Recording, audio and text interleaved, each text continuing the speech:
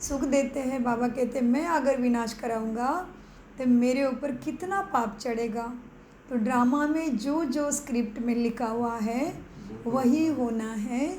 बाबा भी ड्रामा में बंधायमान है। तो भ्रुकुटी के सिंहासन पर हम सब बैठे हुए हैं।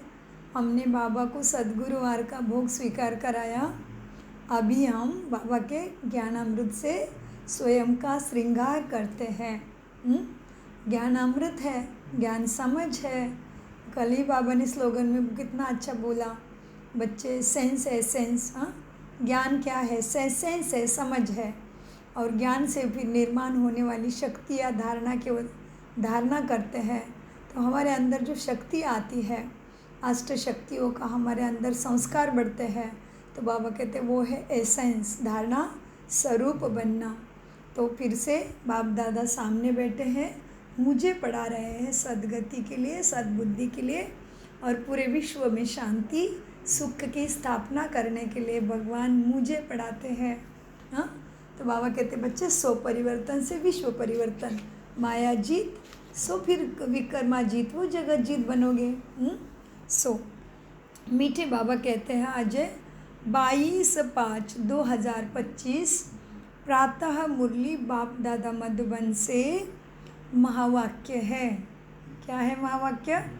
मीठे बच्चे, तुम इन आँखों से जो कुछ देखते हो, हाँ, यह सब पुरानी दुनिया की सामग्री है। यह समाप्त होनी है, इसलिए इस दुखधाम को बुद्धि से भूल जाओ। प्रश्न, मनुष्य ने बाप पर कौन सा दोष लगाया है? लेकिन वो दोष किसी का भी नहीं है। उत्तर, इतना बड़ा जो विनाश होता है मनुष्य समझते हैं भगवान ही कराता है। दुख भी वही देता, सुख भी वही देता। ये बहुत बड़ा दोष लगा दिया है। बाप कहते हैं बच्चे, मैं सदा सुखदाता हूँ, मैं किसी को दुख नहीं दे सकता। अगर मैं विनाश कराऊँ तो सारा पाप मेरे पर आ जाए। वह तो सब ड्रामानुसार होता है, मैं नहीं कराता हूँ। गीत चला है, रात के राही तक मत जाना, सुबह की मंजिल दूर नहीं है। ओम शांति। बच्चों को सिखलाने के लिए कई गीत बड़े अच्छे हैं। गीत का अर्थ करने से वाणी खुल जाएगी। बच्चों के बुद्धि में तो है कि हम सभी दिन की यात्रा पर है, रात की यात्रा पूरी होती है। भक्ति मार्ग है, रात की यात्रा। अंधियारे में धक्के खाना होता है। आधा कल्प रात की यात्रा करते उतरते आए हो। भक्ति रात की, रात हो गई, भक्ति करते करते हमें सतो प्रधान तो बने ही नहीं, सुख का दिन तो आया ही नहीं, और ही तमो प्रधान दुखी ही बन गए। तो बाबा कहते हैं आधा कल्प रात की यात्रा करते उतरते आए हो, अभी आए हो दिन की यात्रा पर। यह यात्रा एक ही बारी करते हो। तुम जानते हो याद की यात्रा से हम तमो प्रधान से सत्व प्रधान बन फिर सत्व प्रधान सतयुग के मालिक बनते हैं। सत्व प्रधान बनने से सतयुग के मालिक और तमो प्रधान बनने से कलयुग के मालिक बनते हो। उनको कहा जाता है स्वर्ग, इनको कहा जाता है नरक। अब तुम बच्चे बाप को याद करते हो, बाप से तुम्हें सुख ही मिलता है। जो और कुछ बोल नहीं सकते हैं वह सिर्फ यह याद रखे कि शांति धाम है हम आत्माओं का घर। बाबा कहते ज़्यादा ज्ञान का विस्तार याद नहीं रहता है तो भले, कोई बात नहीं, इतना तो याद रखो कि हम यहाँ के रहवासी है नहीं, हम अपना पाठ बजाने आए हैं, हमारा सच्चा घर है परम धाम। इतना तो याद रखो। तो बाबा कहते हैं जो और कुछ बोल नहीं सकते हैं वह सिर्फ यह याद रखे शांति धाम है हम आत्माओं का घर, सुख धाम है स्वर्ग की बादशाही, और अभी है दुख धाम। अभी क्या है? दुख धाम। रावण राज्य है ना। अब बाप कहते हैं इस दुख धाम को भूल जाओ। भले यहाँ रहते हो परंतु बुद्धि में यह रहे कि इन आँखों से जो कुछ देखते हैं वह सब रावण राज्य है। इन शरीर को देखते हैं, यह भी सारी पुरानी दुनिया की सामग्री है। ये सारी सामग्री इस यज्ञ में स्वाहा होनी है। वो पतित ब्राह्मण लोग यज्ञ रचते हैं तो उनमें जो तिल आदि सामग्री यज्ञ में डालते रहते हैं। अभी जो क्या है, तिल क्या है, क्यों डालना है, वो किसका प्रतीक है, ये तो कोई भी नहीं जानते। ये सारी सामग्री इस यज्ञ में स्वाहा होनी है। वो पतित ब्राह्मण लोग यज्ञ रचते हैं तो उनमें जो तिल आदि सामग्री स्वाहा करते हैं। यहाँ तो विनाश होना है। ऊंचे ते ऊंचे है बाप, पीछे है ब्रह्मा और विष्णु। शंकर का इतना कोई पार्ट है नहीं। विनाश तो होना ही है, विनाश तो होना ही है। बाप तो विनाश उनसे कराते हैं जिस पर कोई पाप ना लगे।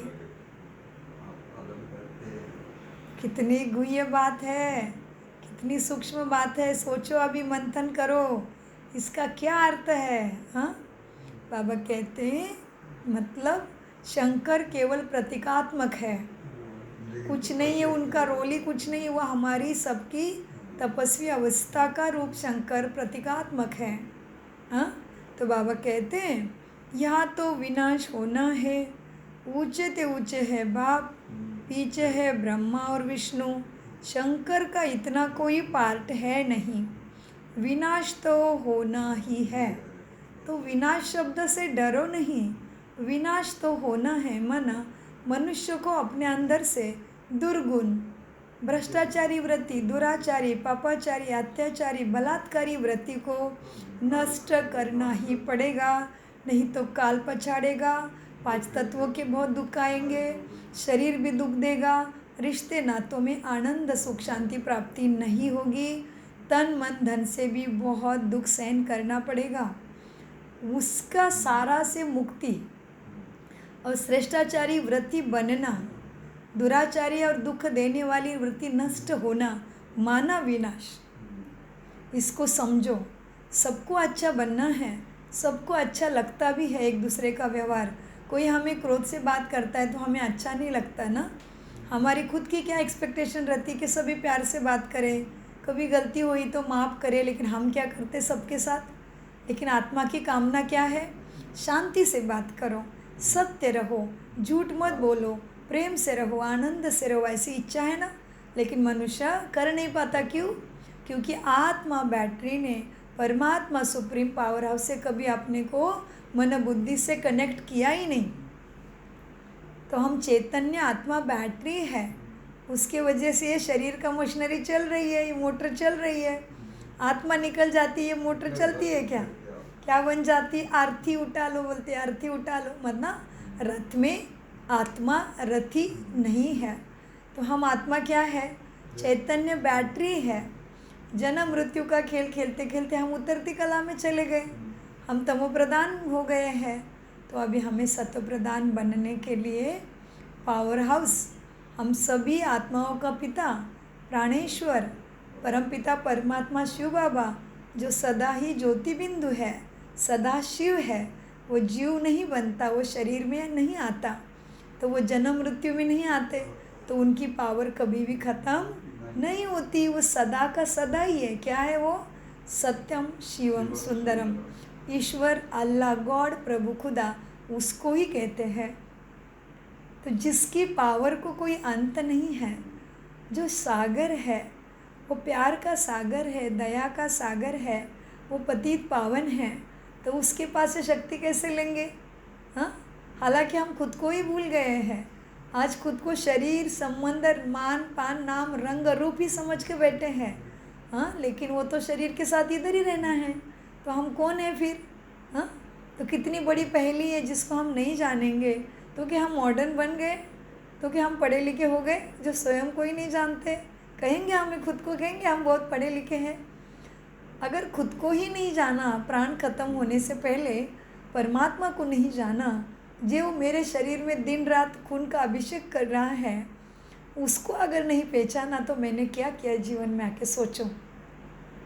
एक तरफ जानने को तैयार नहीं है और एक तरफ मांग तो रहे हैं सभी, सुख शांति दे, प्रेम दे, आनंद दे, सद्गति दे, सद्बुद्धि दे, मुक्ति दे, सब कुछ चाहिए। तो देने वाला है इसलिए तो चाहिए होगा ना, और कभी लिया भी होगा। देने वाला भी है तो विधि को जानना चाहिए ना। तो विधि क्या है? सहज राजयोगा मेडिटेशन। भगवान स्वयं जानते हैं कि मेरे बच्चों ने मुझे धरती पे बुलाने के लिए 63 जन्मों से माना द्वापर युग से बहुत भक्ति की है। भगवान हमारे भक्ति को प्रसन्न हो गए हैं। हमारा भक्ति का क्लास उन्होंने हमें फुल पास कर दिया है। जिस तरह से स्कूल में बच्चा जाता है, उसको डॉक्टर बनना है, तो क्या 10वीं में बैठा रहेगा तो चलेगा क्या? उसको एक एक क्लास आगे बढ़ना पड़ेगा ना। ठीक उसी तरह से भक्ति के बाद ज्ञान है, सत्य ज्ञान, और उसके बाद फिर अपने अंदर की बुराई से वैराग्य। वैराग्य माना हमें पता चलता है कि जो चीज़ के साथ में मेरा ममत्व जोड़ के बैठा था, जिसमें मेरा लोभ मोह था, वो चीज़ तो मेरी है ही नहीं। तो मेरी क्या है फिर? मैं खुद की पहचान हूँ। ये शरीर और शरीर के साथ जुड़ा हुआ सारा खेल ये मेरा है ही नहीं। ये तो मुझे इस सृष्टि रंगमंच पे अपना रोल निभाने के लिए, पार्ट अदा करने के लिए मिला हुआ है। हाँ, तो मैं कौन हूँ? परमधाम से, ब्रह्मलोक से आई हुई आत्मा, चैतन्य दीपक हूँ मैं। चैतन्य सितारा, चमकता हुआ मणि हीरा हूँ मैं। और मेरा बाप कौन है? जीव का पिता शिव, परमपिता परमात्मा, परम है वो।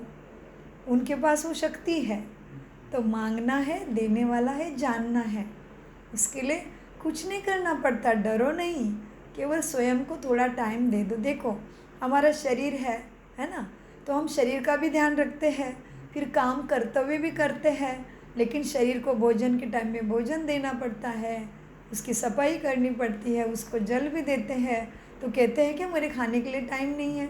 हाँ, जिस तरह से शरीर का संभाल करते हैं, उसी तरह से मैं आत्मा बैटरी का संभाल करना, उसके लिए थोड़ा सा अपने लिए समय निकालना अभी समय की पुकार है। इसलिए आज तक भी आपने अभी तक भी राजयोगा मेडिटेशन कोर्स नहीं जाना होगा, तो हम आपको विश्वास दिलाते हैं सारे सुख आपको प्राप्त हो जाएंगे। इसीलिए नज़दीकी किसी भी ब्रह्मा कुमारी सेंटर में जाके सहज राजयोगा मेडिटेशन का कोर्स ज़रूर जानिए। उसमें निःशुल्क सिखाया जाता है, क्योंकि जिस तरह से आकाश, अग्नि, जल हमसे पानी और हवा हमसे पैसे नहीं लेती है ना, क्योंकि वो नेचुरल है, उस तरह से परमपिता परमात्मा का ज्ञान भी नेचुरल है। इसमें कोई पैसे की आवश्यकता नहीं लगती है। और फिर थोड़ा सा समय अपने लिए बैठना है कि मैं कौन हूँ, मैं कहाँ से आया हूँ, मुझे कहाँ जाना है।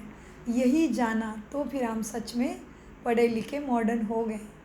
तो इसीलिए आज बाबा क्या कह रहे थे, बच्चे, विनाश शंकर करता है, ऐसा कुछ भी नहीं है, ये तो प्रतीकात्मक है। तो बाबा कहते बच्चे विनाश तो होना है। तो हम कह रहे थे कि विनाश के शब्दों से डरो नहीं। विनाश माना अपने अंदर के खराबी का विनाश, विनाश माना अपने अंदर के कमज़ोरी का विनाश, विनाश माना मेरे से पाप कर्म कराने वाले, मेरे से सुख शांति को दूर लेके जाने वाले संस्कारों का विनाश, श्रेष्ठाचारी बनना, बुराई का विनाश। विनाश शब्द से डरो नहीं। वैसे तो हर आत्मा को अपना शरीर तो बदलना ही पड़ता है। मृत्यु माना विनाश नहीं है। विनाश माना इस धरती के ऊपर से ही वसुदेव कुटुंबकम आने के लिए, लक्ष्मी नारायण का राज्य आने के लिए सभी के स्वभाव संस्कार श्रेष्ठाचारी बन जाना, माना बुराई का विनाश, माना दुखों का विनाश, दुराचारी, पापाचारी, अत्याचारी, भ्रष्टाचारी, बलात्कारी वृत्ति का विनाश। तो बाबा कहते हैं बच्चे, यहाँ तो विनाश होना है। ऊंचे ते ऊंचे है बाप, पीछे है ब्रह्मा और विष्णु, शंकर का इतना कोई पार्ट है नहीं। विनाश तो होना ही है, माना बदलना पड़ेगा। जो मेरा नहीं है उसमें हम काम क्रोध लोभ मोह नहीं रख सकते। कांटे कभी सुख देते हैं क्या? और भगवान के पास किसी ने मांगा, हे भगवान मुझे थोड़े दुर्गुण देना? तो दुर्गुण क्या है? काम क्रोध लोभ मोह अहंकार, ईर्ष्या द्वेष, बदले की भावना, निंदा, जलसी, ये सारे दुर्गुण है ना, इनका विनाश करना है। तो भगवान ने सबसे श्रेष्ठ भगवान की रचना इस धरती पे है मनुष्य। केवल मनुष्य को ही भगवान ने बुद्धि दी है, और हम जैसे सिखाते वैसे प्राणी मात्र वो भी नहीं है, उनने मनुष्य को सबसे ज़्यादा वो किया। देवी देवता प्रारब्ध पाते हैं जो अभी पुरुषार्थ करते हैं। जिस तरह से किसी ने डॉक्टरी की पढ़ाई पढ़ी है तो अभी उसका तो कारोबार शुरू हो जाएगा, पैसा कमाने लगेगा, डॉक्टरी का ज्ञान यूज़ करेगा, थोड़ी ना फिर से पढ़ने जाएगा, नहीं ना। तो देवी देवता वो है हमारे अभी के मेहनत का, अभी के समझ का फल आने वाले अनेक जन्मों में मेरे साथ साथ मेरे संपूर्ण कुली को ही सुख शांति प्राप्त होती है। इसलिए भारत में इष्ट देव, कुलदेव, कुलदेवी, ग्राम देव पूजने की पद्धति है। तो बाबा कहते हैं बच्चे विनाश तो होना है, तो डरने की बात है नहीं, परिवर्तन की बात है। बुराई का अंत है ना, तो हमारे अंदर बुराई नहीं रहेगी तो हमें कौन क्या दुख दे सकता है बताओ? कोई नहीं, प्रकृति भी नहीं। हम सो इच्छा से शरीर छोड़ेंगे। तो बाबा कहते हैं बच्चे विनाश होना है। तो विनाश शब्द से डरना नहीं है, विनाश शब्द से जगना है, स्वयं को जगाना है और अपने घर का, अपने परिवार का, अपने कुल का, अपने देश का, अपने गांव का, अपने विश्व का कल्याण करना है। तो बाबा कहते बच्चे देखो विनाश तो होना है ना, बाप तो विनाश उनसे ही कराते हैं जिस पर कोई पाप ना लगे। अगर कहे भगवान विनाश कराता है तो उस पर दोष आ जाएगा। इसलिए यह सब ड्रामा में नोंद है। यह बेहद का ड्रामा है जिसको कोई नहीं जानते तुम्हारे सिवाय। तुम भी कैसे जाने हो? स्वयं परमात्मा ने हमारे ज्ञान की तीसरा नेत्र खोल दिया है। सबका खुलेगा, सबका जन्म सिद्ध अधिकार है। परमात्मा ज्ञान प्राप्त करना, उसके छत्र छाया के अंदर आना सभी मनुष्यात्मा का जन्म सिद्ध अधिकार है। तो बाबा कहते बच्चे देखो यह बेहद का ड्रामा है जिसको कोई नहीं जानते। रचता और रचना को कोई नहीं जानते। न जानने के कारण देखो कितने निधन के बन पड़े हैं। निधन के माना क्या? निधन के बन पड़े माना क्या? अभी सब निर्धन हो गए, सब भगाई सब इंतजार कर रहे। ठीक है, वो भी ठीक है चिंतन। निधन के पड़े माना किसी का धनी दोरी नहीं रहा। सब अपने को श्रेष्ठ समझने लगे, सब खुद को भगवान समझने लगे। धनी दोरी नहीं रहा, निधन के धनी ही नहीं है। जैसे लड़की की शादी होती है तो उसका पति उसका धनी बन जाता है, उसकी जिम्मेदारी उसके ऊपर होती है, फिर उसका उसके साथ कर्तव्य होता है, तो धनी मिल गया है ना। और निधन के माना कोई धनी दोरी रहा ही नहीं। तो भूल गए हम अपने बाप को भूल गए तो पता ही नहीं कौन हमारा धनी दोरे, कौन हमारी नैया पार कराएगा। हाँ, सो बाबा कहते बच्चे देखो अब क्या हुआ। यह बेहद का ड्रामा है ना जिसको कोई नहीं जानते। रचता और रचना को कोई नहीं जानते है ना। रचता को नहीं जाना तो निधन के हो गए, धनी को ही भूल गए ना। तो धनी नहीं है, धनी दोरी नहीं है तो भटकेंगे ना बच्चे, तो फिर खुद में लड़ेंगे, खुद में झगड़ेंगे, कोई कंट्रोल करने वाला है ही नहीं। सो रचता और रचना को कोई नहीं जानते, न जानने कारण निधन के बन पड़े हैं। कोई धनी है ही नहीं, कोई घर में बाप नहीं होता है। आ गए ना आगे क्या कहते बाबा अभी? तो कैसे हो जाता है ना बच्चों का हालत, उनको किसी का कंट्रोल ही नहीं रहता है, जो चाहे करने लग जाते हैं बच्चे है ना। सो कोई घर में बाप नहीं होता है तो आपस में कितना लड़ता झगड़ते हैं। हाँ, तो कहते हैं तुम्हारा तो कोई धनी दोरी नहीं है क्या, इतने आपस में लड़ते हो। देखो बच्चे अब तो करोड़ों मनुष्य है। अभी कितने धरती पे? करोड़ों। हाँ, 900 करोड़ से भी ज़्यादा। तो बाबा कहते हैं अभी तो करोड़ों मनुष्य है, इनका कोई धनी धोनी नहीं है। नेशन नेशन में लड़ते झगड़ते हैं। कहाँ पे लड़ते हैं? राज्य राज्य, देश देश, प्रांत प्रांत झगड़ते ही रहते हैं।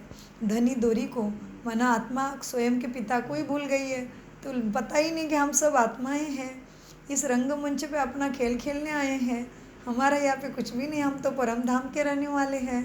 हाँ, हर चीज़ को मेरा मेरा मेरा मेरा करके, ये मेरी हदें है, ये मेरा देश है, ये मेरा रंग है, ये मेरा जात है, हम ही श्रेष्ठ है, ऐसे करके सभी बाबा कहते नेशन नेशन में लड़ाई लगी पड़ी है। तो बाबा कहते मीठे बच्चे, एक ही घर में बच्चे बाप नहीं होने से कितने लड़ते झगड़ते हैं, वैसे ही इनका भी कोई धनी नहीं है। नेशन नेशन में लड़ते रहते हैं। एक ही घर में बच्चे बाप के साथ, पुरुष स्त्री के साथ कितने लड़ते झगड़ते हैं। दुख धाम है ना, तो चारों तरफ अशांति है। ऐसे नहीं कहेंगे भगवान बाप कोई दुख रचते नहीं। भगवान बाप दुख रचता है क्या? अगर भगवान बाप दुख रचे तो उसको भी सुख ले कोई जाएगा क्या? बताओ। जैसे कोई मनुष्य हमेशा पत्थर ही लेके खड़ा रहता है, तो उसके पास से भी गुजरते डर लगेगा, लगता है ये तो मार देगा भाई कभी। तो उस तरह से अगर भगवान दुख देता तो उसको कोई याद करता क्या? उसको कोई मांगता क्या? और मुश्किल जब आती है, दुख में सिमरन सब करे, सुख में कोई ना करे, और वो दुख देता तो उसको याद कैसे करेंगे? सोचो तो ज़रा। तो वो ज़रूर सुख देता है। और दुख क्यों आता है? हमारे कर्मों के कारण, उसको भूल जाने के कारण, जो चीज़ें हमारी नहीं उसके लिए ममत्व रखने के कारण हमें दुख आता है। और स्वयं का परिचय नहीं जाना, इसलिए दुख आया। इसलिए परमपिता परमात्मा ने आके प्रथम ब्रह्मा के तन में आके प्रथम ब्रह्मा को उसकी खुद की याद दिलाई। और क्या किया? आके उसने पहले सारा कुछ उसका ले लिया। पहले ले लिया। उसके पास क्या था? ब्रह्मा के पास नाम मान शान, राजा महाराज एक साथ उठना बैठना, ब्रह्मा बाबा दादा लेखराज हीरे का बड़ा व्यापारी, सबसे पैसे वाला, प्रचंड नाम शान मान था समाज में, इतने बड़े थे दादा लेखराज। क्या बोला उसको?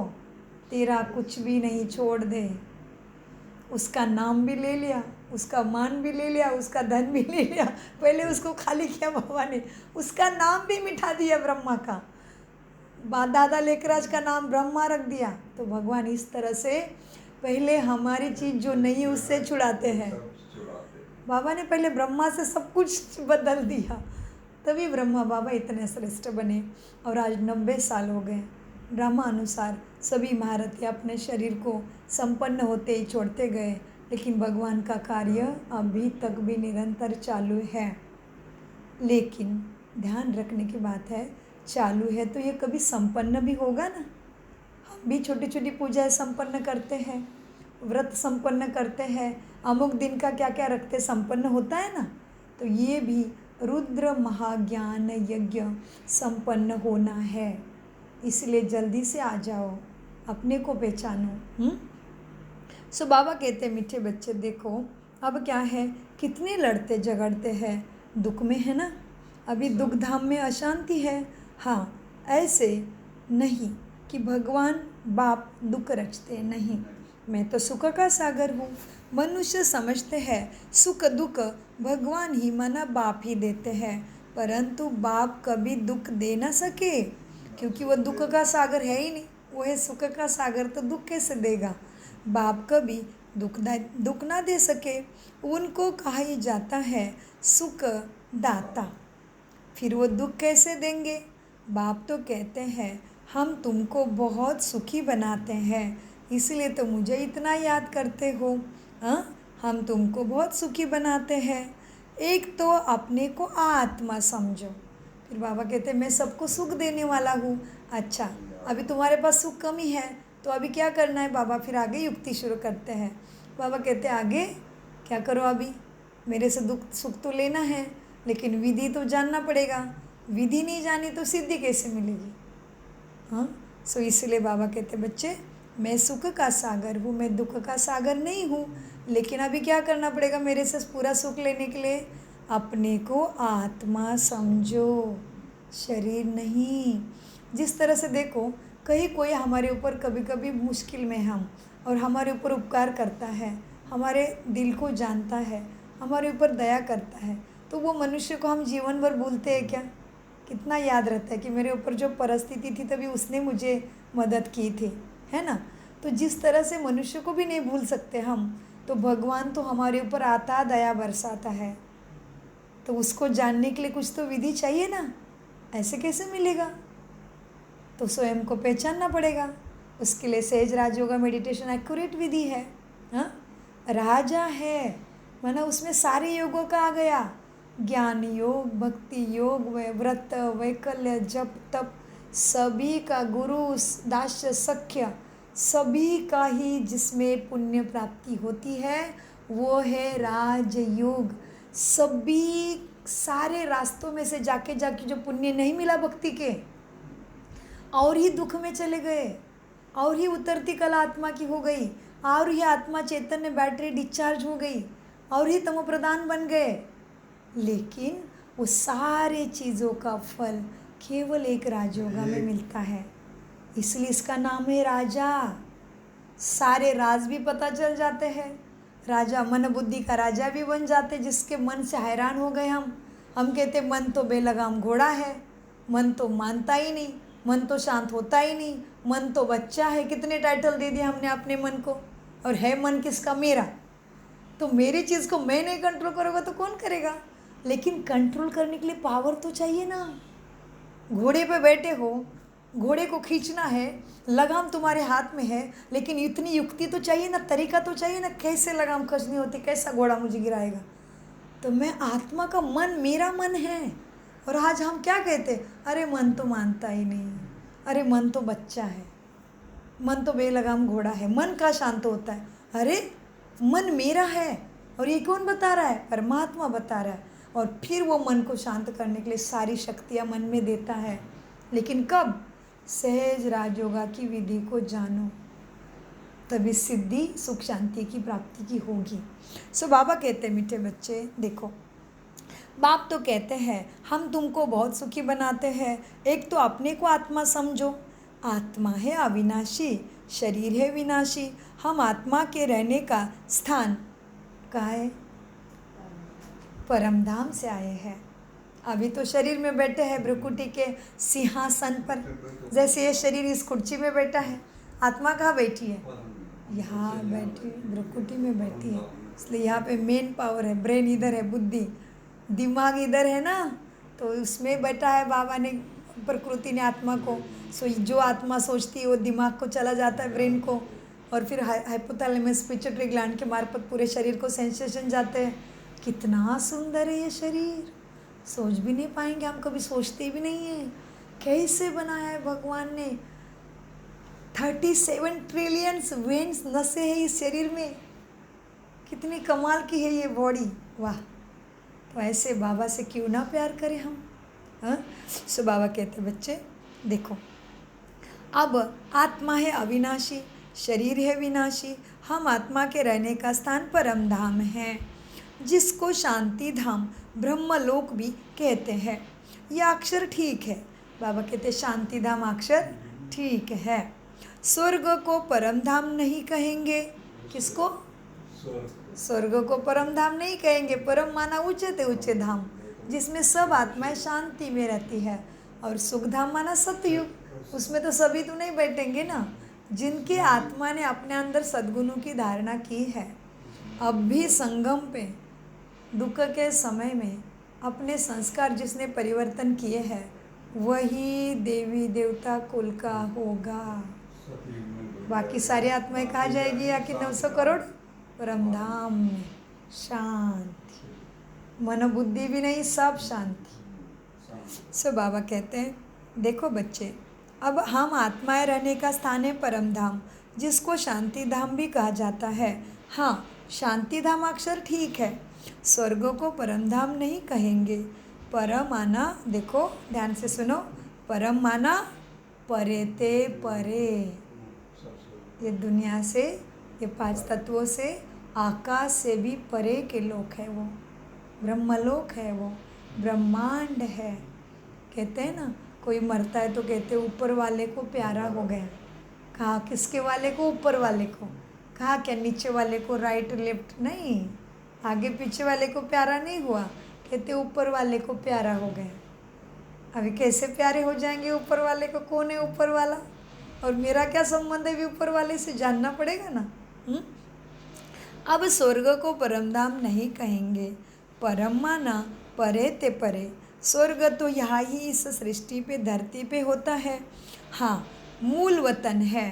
अभी हमारे शांति धाम के अनेक नाम हैं। मूल वतन, जहाँ से आत्मा, मूल हमारा रहने का घर। हाँ, मूल वतन है परे ते परे, जहाँ हम आत्माएं रहती है। सुख दुख का पाठ तुम यहाँ बजाते हो। यह जो कहते हैं फलाना स्वर्ग पधारा, यह भी बिल्कुल रॉन्ग है। स्वर्ग तो यहाँ है ही नहीं अभी, तो कैसे मरने के बाद स्वर्ग जाएगा?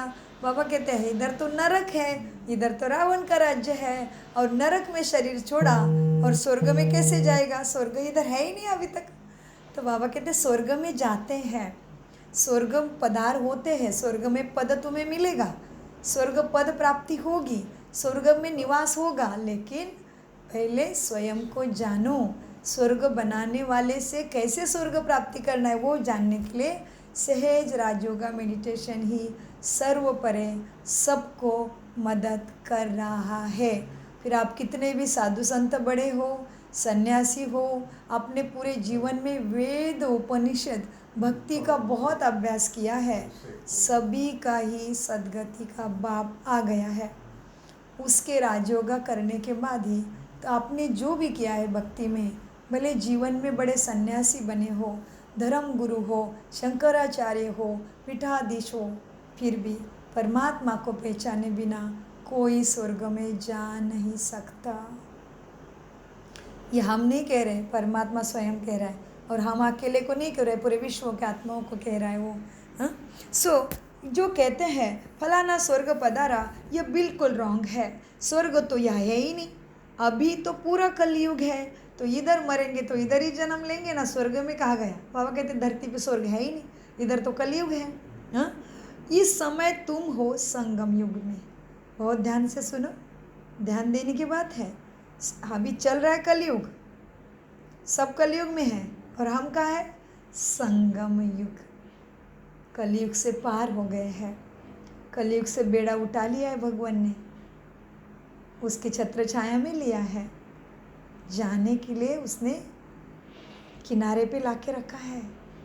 बस पुरुषार्थ करो और आगे बढ़ो। तो संगम पे है, आत्मा परमात्मा का मिलन हुआ, जन्म जन्म उसको ढूंढा, बहुत कष्ट किए उसको ढूंढने के लिए भक्ति में, बहुत पीड़ा सहन की, बहुत भटके, सारा कुछ उसने मंजूर कर लिया, और कलयुग के कचरे से उठा के किनारे पे रखा है अभी। क्यों? जो करेगा वो पाएगा, क्योंकि वो प्राप्ति भी कराएगा तो सबको एक जैसे कराना पड़ेगा, सब आत्मा उसके बच्चे हैं, तो वो किनारे पे लाके रास्ता दिखा रहा है। माना सहज राजयोगा मेडिटेशन और रोज की सुंदर बुद्धि के लिए खाना मुरली, इतना ही है, बाकी कुछ भी नहीं करना पड़ता स्वर्ग में जाने के लिए। सो बाबा कहते बच्चे देखो, अब स्वर्ग यहाँ है नहीं, अभी तो है कलयुग, इस समय तुम हो संगम युगी, बाकी सब है। कहाँ है बाकी सब? तुम संगम पे हो। हाँ जी जी, बाकी सब है कलयुग में। अभी तक उन्होंने बेचारे को काल राक्षस ने, दुख के राक्षस ने उनको छुड़ाया नहीं है, तो हमें सतर्क होके मनसा वाचा कर्मणा से अपने आत्मा भाइयों को गट से, नरक से निकालना पड़ेगा ना। हाँ, सो ज्ञान योग धारणा सेवा में नंबर 1 बनना पड़ेगा। हाँ, सो बाबा कहते बच्चे तुम हो संगम युगी, बाकी सब है कलयुगी, एक ही घर में बाप कलयुगी है। जिसने राजयोगा किया है वो देखो, अभी बाबा कहते हैं एक ही घर में जितने भी लोग हैं, बाल बच्चे, पति पत्नी, भाई बहन, जो भी रिश्ते, लेकिन जिसने राजयोगा किया है वो संगम पे पहुंच गया। और जिसने अभी तक स्वयं का परिचय, परमात्मा का परिचय, माना सहज राजयोगा मेडिटेशन नहीं किया है, वो तो कलयुग में नरक में ही है। सो बाबा कहते हैं देखो बच्चे, एक ही घर में बाप कलयुग में, तो बच्चा संगम युगी है। कैसा है देखो, स्त्री संगम युगी है तो पुरुष कलयुग में है। कितना फर्क हो जाता है। स्त्री ज्ञान लेती है, कौन सा ज्ञान लेना? सद्गति का ज्ञान सत्यम शिवम सुंदरम से ही मिलता है। फिर तुम कहोगे अरे हमने तो बहुत भक्ति किया है, हमने तो ये शास्त्र पढ़े हैं, हमने तो वेद पुराण पढ़े हैं। भले पढ़े होंगे, लेकिन वो मनुष्य निर्मित है। कोई मनुष्य किसी की सद्गति नहीं कर सकता। नहीं तो आज तक इस धरा पे सुख आना चाहिए था, ऐसे हुआ ही नहीं। अभी तो एक तरफ विज्ञान का सुख, सारी सुख सुविधाएं, और एक तरफ मनुष्य भयंकर दुख से भी गुजर रहा है। भयंकर दुख, छोटा बच्चा ले लो, बड़े ले लो, जवान ले लो, युवा ले लो, सभी को दुख ही दुख भास रहा है। तो ये क्या है? क्यों? क्योंकि सुख सागर से मन बुद्धि जुड़ी ही नहीं, तो आत्मा चेतन बैटरी चार्ज कैसे होगी? सो बाबा कहते हैं बच्चे देखो, एक ही घर में स्त्री संगम युग पर है, पुरुष कलयुग में है, कितना फर्क हो जाता है। स्त्री ज्ञान लेती है, पुरुष ज्ञान नहीं लेते, तो एक दो को साथ नहीं देते, घर में किटकिट हो जाती है। स्त्री फूल बन जाती है, स्त्री सद्गुणों की उसके अंदर धारणा होने लगती है, परमात्मा से मन बुद्धि लगन लगती है, तो चार्जिंग धीरे धीरे होता रहता है, तो स्त्री फूल बनने लगती है, पुरुष कांटा का कांटा रह जाता है। हाँ, सो अब बाबा कहते हैं घर में ध्यान से सुनिए, प्रैक्टिकल बातें भगवान बता रहा है। भगवान कभी नहीं कह रहा है घर बार छोड़ो, कर्तव्य कर्म छोड़ो, नहीं। ये सारी गलतफहमी हमने की है, और ये होना भी समय की ही बात है, क्योंकि सभी तो देवी देवता घराने में आएंगे ही नहीं। कहीं बोला है क्या 900 करोड़ देवी देवता? कहीं लिखा है 33 कोटि देवी देवता। सो मीठे बच्चे, घर में खिटपिट हो जाती है, स्त्री फूल बन जाती है, वह कांटों का कांटा रह जाता है। एक ही घर में बच्चा जानता है कि हम संगम युगी पुरुषोत्तम पवित्र देवता बन रहे हैं, लेकिन बाप कहते हैं शादी। बाबा प्रैक्टिकल बता रहे कैसे। अभी तो समय बहुत परिवर्तित हो गया, ये तो ज्ञान को 90 साल हो गए हैं, ये 90 ईयर्स पुरानी बातें हैं। अभी तो हर मनुष्य आत्मा जान रहा है भयंकर परिवर्तन की वेला है। परमात्मा के छत्र छाया के बिना हमारी रक्षा असंभव है। देखो मरना सबको है, लेकिन तड़प तड़प के मरना और शान से जी के मरना में बहुत फ़र्क है। सो बाबा कहते बच्चे देखो, अब क्या होता है, एक ही घर में बच्चा जानता है हम संगम योगी पुरुषोत्तम पवित्र देवता बन रहे हैं, लेकिन बाप कहते हैं शादी करो। तो बाबा कहते हैं, बाप कहते हैं शादी बर्बादी कर नरकवासी बनो। लौकिक बाप कहता है, शरीर का बाप कहता है शादी क्या है? बर्बादी है। इसलिए कितनी सुंदर बात है। देखो हमारे साइड में शादी करते हैं ना, उस तरफ एक सभी मंगलाष्टकम गाते हैं, नाम भी देखो, वो गीत का नाम है मंगलाष्टकम, मंगल होने के लिए कामना। और फिर क्या करते हैं? शुभ मंगल सावधान। अभी सावधान क्यों कर रहे हो? क्या आगे खतरा है क्या? बोल में ही सारा ज्ञान है। जैसे कहीं अभी सिग्नल आया था, रास्ते पे सिग्नल आ गए, ठीक है, लाल लाइट लग गई है, तो कहते हैं स्टॉप, वेट, सावधान, अटेंशन, आगे खतरा है, आगे मोड़ है, गाड़ी गिर सकती है, लिखा रहता है। देखो आप देखो रास्तों पे, हिंदी हमारे इधर भी लिखा रहता है महाराष्ट्र में। जैसे कि देखो अभी गाड़ी जा रही है, ऊपर में चढ़न है, और ऐसे पहाड़ियों में ऐसे ऐसे रास्ता है, ऐसा टेढ़ा मेढ़ा है रास्ता, तो लिखा रहता है सावधान, गाड़ी को धीरे से चलाइए, खतरनाक मोड़ है। और इधर क्या कर रहे हैं? शादी कर रहे हैं। फिर क्या कहते हैं? अरे लक्ष्मी नारायण का जोड़ा लग रहा है, देखो दुल्हन दुल्हन इनको लक्ष्मी नारायण का जोड़ा लग रहा है। कितने सुंदर शब्द है, उसमें अर्थ है। और फिर अक्षता डालेंगे, सब बोलेगा, पंडित बोलेगा शुभ मंगल सावधान। अरे किस लिए सावधान? आगे खतरा है क्या? सोचो अभी। भगवान कह रहा, भगवान खतरा ही तो है। बाल बच्चे करो, जंजाल मरने तक खत्म नहीं होता, मरने के बाद भी खत्म नहीं होता, क्योंकि तुमने जब संसार में थे एक दूसरे के साथ कैसे कर्म करके रखे, उसके ऊपर से फिर अगले जन्म उधर ही मरना आना पड़ता है। बहुत सुंदर कर्मों की गति का खेल बाबा समझाते हैं सेज राजू का मेडिटेशन में। सो बाबा कहते हैं बच्चे अब देखो, बच्चा कहता है हमें पवित्र जीवन जीना है, बाप कहता है शादी करो, शादी बर्बादी कर, नरकवासी बनो, शरीर का बाप कहता है। हाँ? अब रूहानी बाप क्या कहते हैं देखो, अभी ये शादी का बात कौन कहता है? शरीर का पिता। हर आत्मा को 2 पिता है, ठीक है, और ब्राह्मणों को तो 3 पिता है, एक शरीर का पिता, दूसरा परम पिता, तीसरा ब्रह्मा प्रजापिता, है ना। सो बाबा कहते हैं, और फिर हमें तो बहुत अभी तो हमें तो बहुत पिता भी है। अभी देखो कौन से पिता होंगे, आप सोचो और लिखो हमें कमेंट्स में। माँ भी हमारे बहुत है, कितने माँ है हमें। कोई पूछेगा तेरे को कितनी माँ है, तो बोलेगा ये क्या दिमाग को क्या हो गया, क्या प्रश्न पूछता है। लेकिन सच में परमात्मा, ब्रह्मा माँ, भारत माँ, प्रकृति माँ, कितनी माँ, और खुद की माँ कितनी माँ हो गई देखो। ये सब बाबा बताते हैं हमें आके। सो बाबा कहते हैं बच्चे शादी बर्बादी है, लेकिन अब ये रूहानी, रूह माना लाइट, परमपिता क्या कहते हैं, अब रूहानी बाप कहते हैं बच्चे पवित्र बनो, योगी बनो, तभी सदगति होगी। बाप के परमात्मा के सिवाय किसी साधु संत ने आज तक बोला क्या शादी नहीं करो? किसी ने बोला? केवल एक ही परम शक्ति है, लिबरेटर है, हाईएस्ट है, सर्वशक्तिमान है, वही बोल सकता है हक से, बाकी कोई ने नहीं बोला हमें अभी तक। मैंने तो 5 गुरु किए भगवान के खोज में, किसी ने कान मंत्र दिया, किसी ने क्या दिया, किसी ने ताबीज़ दिया, किसी ने क्या दिया, किसी ने माला दी, किसी ने पोती दी पढ़ने के लिए, बोला करो।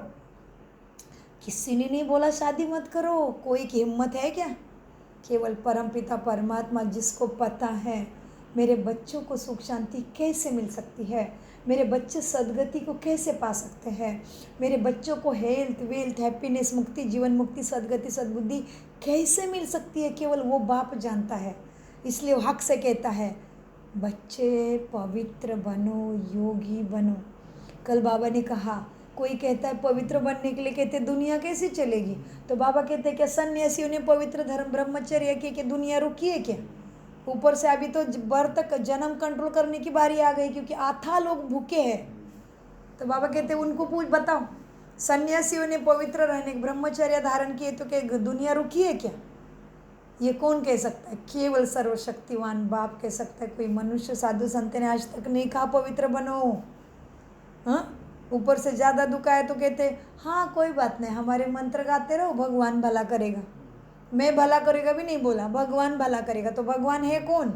यही है परमपिता परमात्मा, हमारे दुखों से, हमारे भाग्य से दुखों को भगाने वाली शक्ति भगवान, खुद का रंग हमारे ऊपर चढ़ाने वाली शक्ति भगवान। उसका वान हमारे ऊपर लग जाता है, फिर वो गुणों का, ज्ञान का, शक्तियों का सागर है। हम जब मन बुद्धि से उसको जोड़ जाते हैं, जुड़ने लगते हैं, उसकी शक्ति हमारे अंदर प्रवेश करती है, उसका संग वान लगता है, रंग लगता है, वो है भगवान। सो बाबा कहते हैं बच्चे, अब ये रूहानी बाप कहते हैं बच्चे पवित्र बनो, दूसरा चारा नहीं है। ये कलयुगी राक्षस से पार होने के लिए दूसरे चारे सब कुछ कर चुके हैं भक्ति मार्ग में। पवित्र बनो, योगी बनो, अभी की पवित्रता। बाबा कहते बच्चे अनेक जन्म सुख प्राप्ति करने के लिए एक चीज़ नहीं कर सकते, जितना भी श्वास बचा है उतना भी पवित्र नहीं बन सकते, इतना भी त्याग नहीं कर सकते। भगवान की भी नहीं सुनोगे, मेरी भी नहीं सुनेगी। बाबा कहते मेरे लिए भी नहीं बनोगे पवित्र। इतना बाबा दया करता है। और देखो ना, अब समझ लो हमें बहुत मीठा खाना पसंद है, ठीक है। अभी मीठा खाते खाते खाते शरीर को मीठा की बीमारी हो गई। अभी कहेंगे मीठा बहुत पसंद है, छोड़ेंगे ना, क्योंकि मरना नहीं है। क्यों? शरीर से प्यार है, जीना है ना, तो जीने के लिए मीठा छोड़ दिया ना। उस तरह से जन्मों जन्मों से उसके पास सुख शांति शक्ति प्रेम आनंद हेल्थ वेल्थ हैप्पीनेस मांगा ना, मांगा है ना, तो मिलेगा ना, चाहिए ना। तो एक जन्म नहीं कर सकते थोड़ा सा त्याग? वैसे भी सोचो, कहीं खतरनाक बीमारी लग जाती है तो तभी बोलोगे कि हम पवित्र कैसे रहे? जाओगे उस शरीर के पास? फिर नहीं जाओगे ना। तो पूछो ना अपने आप को, क्या कर रहे हो? कहेंगे हम पवित्रता के बिना जी नहीं सकते, लेकिन उस शरीर में कोई बीमारी लग गई, अभी करोगे क्या? अपनी जान बचाओगे? ये तो हो गए शरीर का कदर। और ये तो जन्मों जन्मों का देने के लिए आया परमात्मा। परमात्मा कहते कि एक जन्म मेरे लिए पवित्र नहीं बन सकते। तुम्हें जो चाहिए वो मैं दे रहा हूँ, जन्मों जन्मों के लिए दे रहा हूँ। और ऊपर से क्या, कितने श्वास बचे वो भी नहीं पता, इतना भी नहीं कर सकते हो। तो हमें कौन छुड़ाएगा?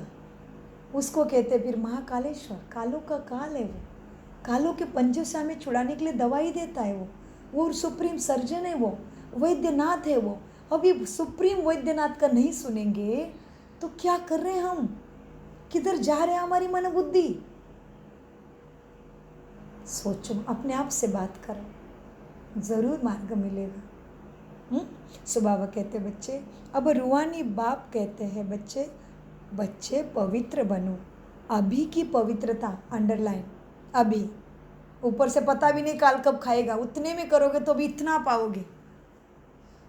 अभी की पवित्रता 21 जन्म माना 2500 साल तक तुम्हें अखंड सुख का भागीदारी बनाती है। देखो, इतना सा त्याग और इतनी बड़ी प्राप्ति कौन नहीं करेगा? इतना सा त्याग जरूर करेंगे। ऐसे भी शरीर को ऊपर बीमारी लगने के बाद तो त्याग कर ही देते हैं ना सारी चीज़ों का। बाबा कहते हैं बच्चे, अभी की पवित्रता मनसा वाचा कर्मणा की पवित्रता तुम्हें 21 जन्मों में भाग्य प्राप्त कराती है। यह रावण राज्य ही खल्लास हो जाना है। जिससे दुश्मनी होती है तो उसका पुतला बना के जलाया जाता है ना। जैसे रावण को जलाते वो तुम्हारा दुश्मन है, तो दुश्मन को कितनी घृणा होती है ना, दुश्मन के प्रति घृणा होती है ना। तो बाबा कहते तुम्हारे अंदर की अपवित्रता, काम क्रोध लोभ मोह अहंकार, ये सारे रावण के सेना है। तो रावण के सेना से प्यार करोगे तो वो तुम्हें राम के सेना में जाने देंगे? हाँ। सो बाबा कहते तो दुश्मन से कितनी घृणा होनी चाहिए। ये रावण सबके मन बुद्धि संस्कारों में बैठा है, तो उससे कितनी घृणा होनी चाहिए, क्योंकि रावण दुश्मन कभी हमें ख़त्म करे बिना छोड़ेगा क्या? हाँ। तो बाबा कहते बच्चे, दुश्मन से कितनी घृणा होनी चाहिए, परंतु यह किसी को भी मालूम नहीं कि रावण कौन है, रावण रहता कहाँ है, कौन है वो, कैसे उसको जलाए। उसका पुतला बना के हर साल जला रहे तो भी नहीं जल रहा है। और इतना श्रेष्ठ शरीर एक बार जलाते हो तो अभी ये ब्रह्मा इतनी श्रेष्ठ आत्मा, इनको एक बार अग्नि के हवाले कर दिया, अभी कुछ भी नहीं देखने को रहा। हाँ। और ये रावण को हर साल जला रहे, ख़त्म नहीं हो रहा है। तो हम नहीं सोचेंगे तो हमें कहेंगे पढ़े लिखे हैं, हम पढ़े लिखे, हम खुद को बहुत पढ़े लिखे समझते हैं। हम चांद पे चलने लग गए, हम मंगल पे राज्य करने वाले हैं, हम आकाश में ग्रह तारों पे पानी ढूंढ रहे हैं, उधर जीवन कैसे निर्मित करें उसका ढूंढ रहे। और स्वयं को अगर नहीं ढूंढेंगे, स्वयं को नहीं पहचानेंगे, क्या हम साइंस वाले हो गए? क्या हम खुद को मॉडर्न कह सकते हैं? पूछो, अपने आप से बात करो बच्चों। हमारी यही शुभ भावना है, जैसे हमें जीते जी सुख शांति मिले, सभी आत्मा भाइयों को मिल जाए, सभी को परमात्मा की छत्र छाया मिल जाए, यही हमारी शुभ कामना शुभ भावना है। बाकी हमारे किसी से कोई कामना नहीं है। सो बाबा कहते हैं बच्चे देखो, अब रावण कितना बड़ा दुश्मन है, तो दुश्मन से कितनी घृणा होनी चाहिए, परंतु ये किसी को भी मालूम नहीं रावण कौन है। देखो, उसको जलाने के लिए कितना खर्चा करते हैं, कितना बड़ा पुतला जला के कितनी महंगी लकड़ियाँ लाते हैं, कितने अच्छे अच्छे जंगल ख़त्म कर दिए, जिस पेड़ों से ऑक्सीजन मिलता है, जिस पेड़ पौधे होने से हवा शुद्ध होती है। हाँ। सो बाबा कहते हैं बहुत खर्चा करते हैं, और रावण को जलाते हैं, लेकिन समझते भी नहीं है कि हम क्यों जला रहे हैं और क्यों नहीं जल रहा है। मनुष्य को जलाने के लिए भी इतना खर्चा नहीं लगता, इतना खर्चा रावण को जलाने के लिए करते हैं। स्वर्ग में तो ऐसे कोई बात होती ही नहीं, वहाँ तो बिजली में रखा है खत्म। सब खत्म हो जाता है। बाबा ने बोला देवी देवताओं का शरीर जब हक से शरीर छोड़ेगी देवी देवता, तो भी कुछ बीच नहीं चाहिए, बस मशीन में डाल दिया। मतलब जो भी अभी साइंस है हमें सतयुग में मदद करने वाली है, हमारे पुष्पक विमान बनेंगे, देवी देवताओं का सब कुछ सुंदर होगा। स्वर्ग में ऐसा कोई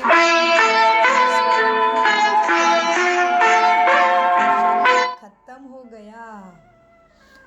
वहाँ यह ख्याल नहीं रहता है कि उनकी मट्टी काम में आए।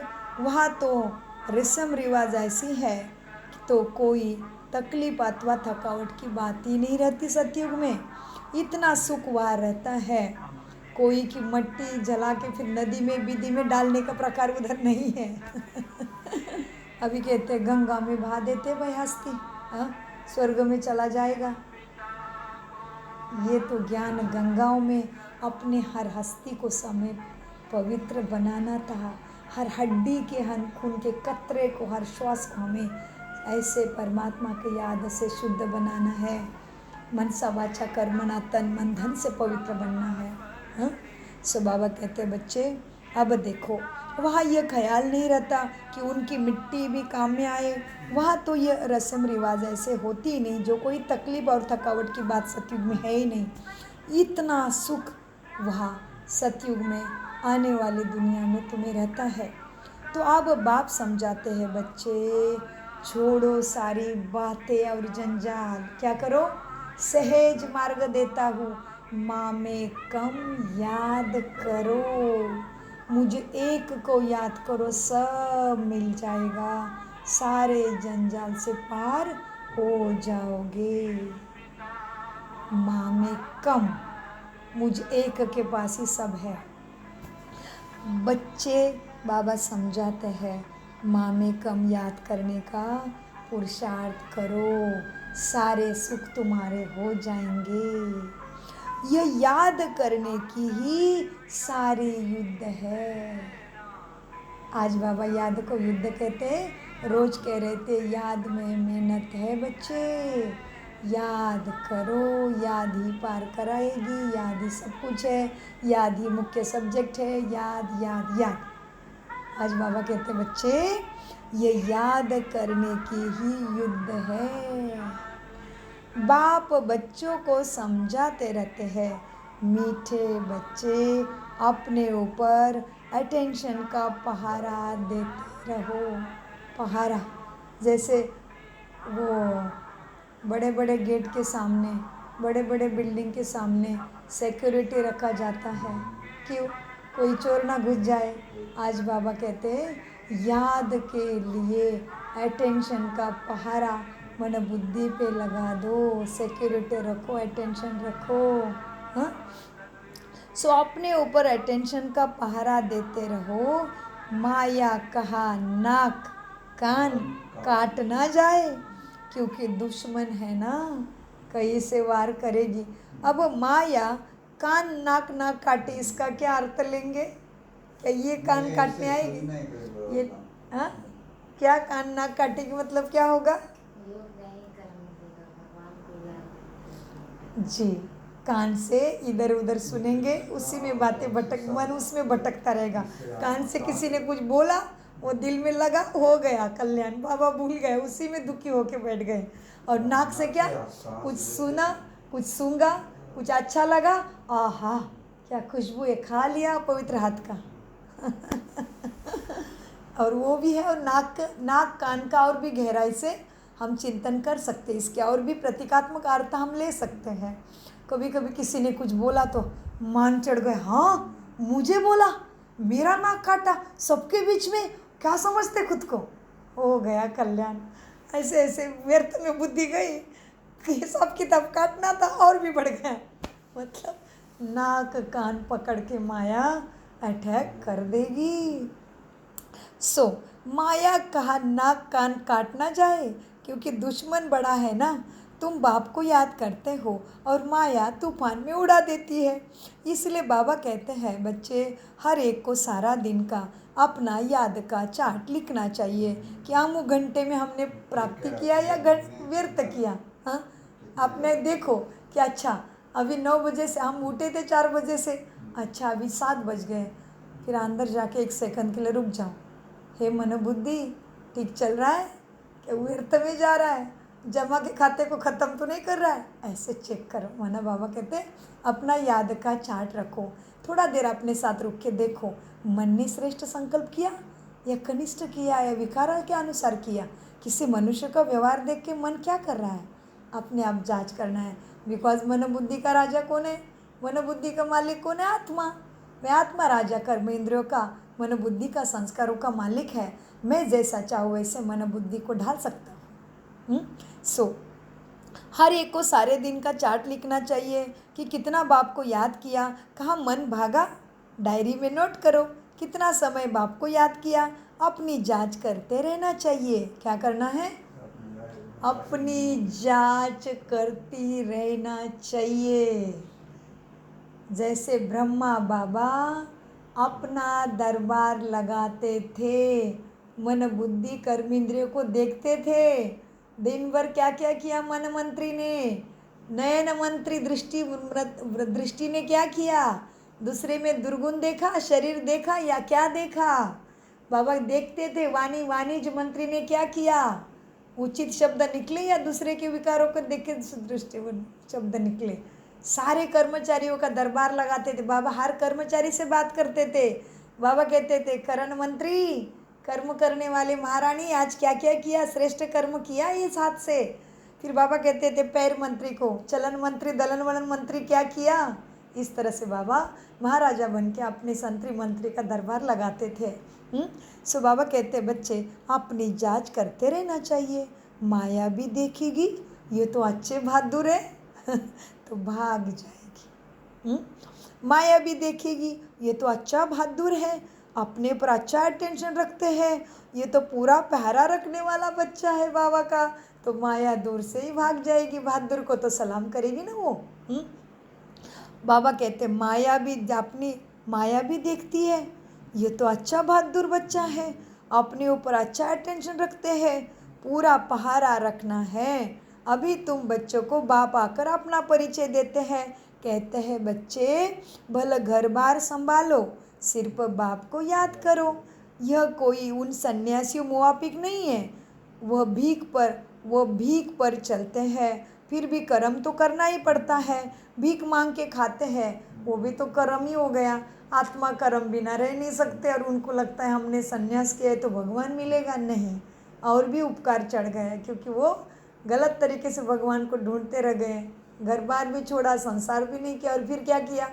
कर्मों का भी त्याग किया ना, कमाई धमाई भी छोड़ दी, दूसरे को मांग को खा रहे हैं। हाँ, सब बाबा कहते हैं अभी वैसे सन्यासी साधु संत कोई भी शास्त्र का खंडन करना किसी मनुष्य की बात है क्या? है? ये केवल हाईएस्ट शक्ति परमपिता ही कह सकता है कि सन्यास वालों का भी उद्धार करो, साधु संतों को जाके तुम ज्ञान बाण मारो। केवल परम शक्ति ही कह सकती, बाकी कोई मनुष्य नहीं कह सकता। सो बाबा कहते बच्चे देखो, यह कोई उन सन्यासियों मुआफिक नहीं है, वह तो सन्यासी भीख पर चलते हैं, फिर भी कर्म तो करना ही पड़ता है ना। तुम उनको भी कह सकते हो, किसको? सन्यासियों को। तुम उनको भी कह सकते हो कि तुम हठ योगी हो, तुम हट कर रहे हो, तुमने संसार छोड़ दिया, तुमने वस्त्र का त्याग किया, तुमने जूते का त्याग किया, ये हट हो गया। कष्ट देना अपने आप को भगवान के खोज में। हाँ, उनको समझाओ तुमने हट योगी हो, राजयोग सिखलाने वाला एक ही भगवान है।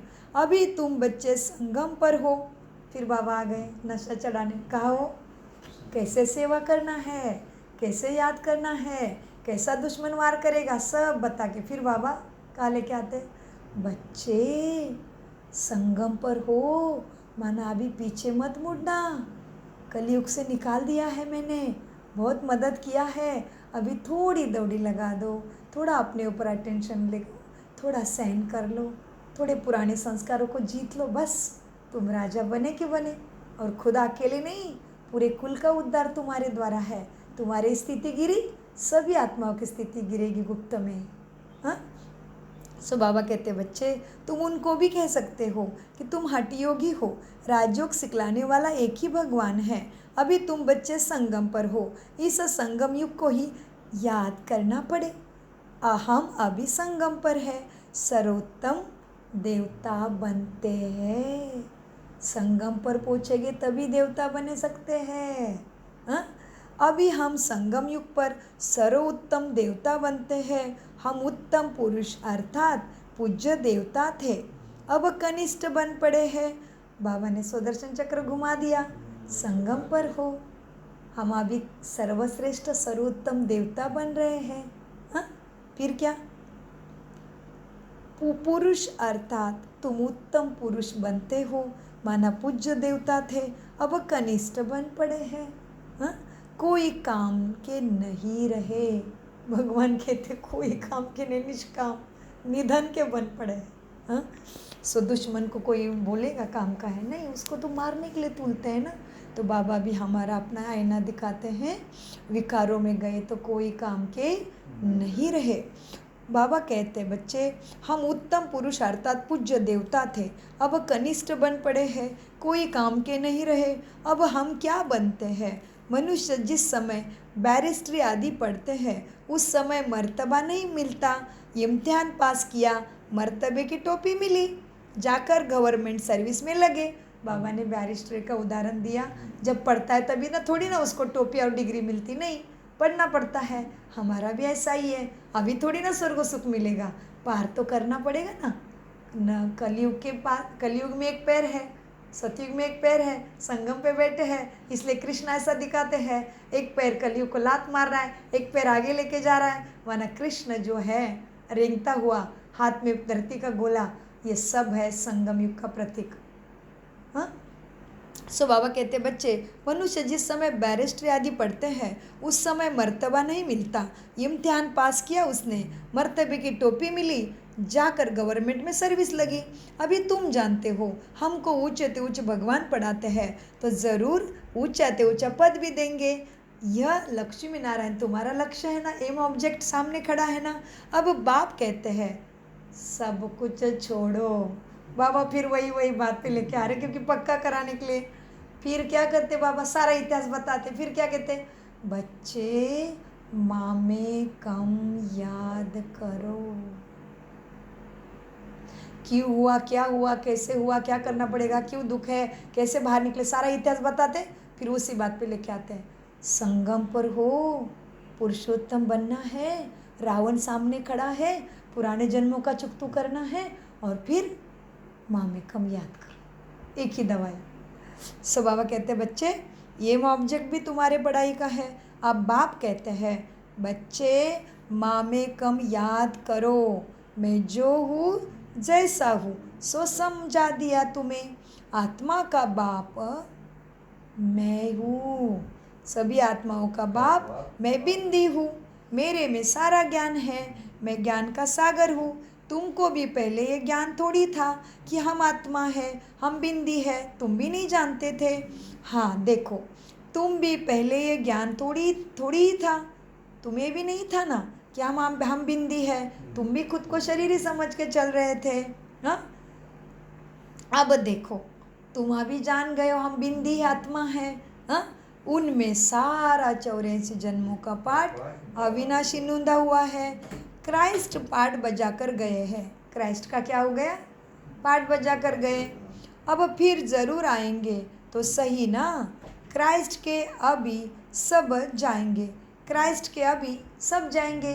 क्राइस्ट माना क्राइस्ट धर्म में जो भी आए हैं, क्राइस्ट को जो मानते हैं, उनके धर्म के जो है समाज के लोग हैं, वो भी सब जाएंगे।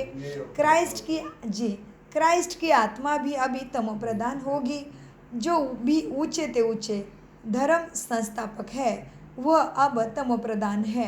यह भी कहते हैं, ब्रह्मा भी कहते हैं, मैं बहुत जन्मों के अंत में तमो प्रधान बना हूँ।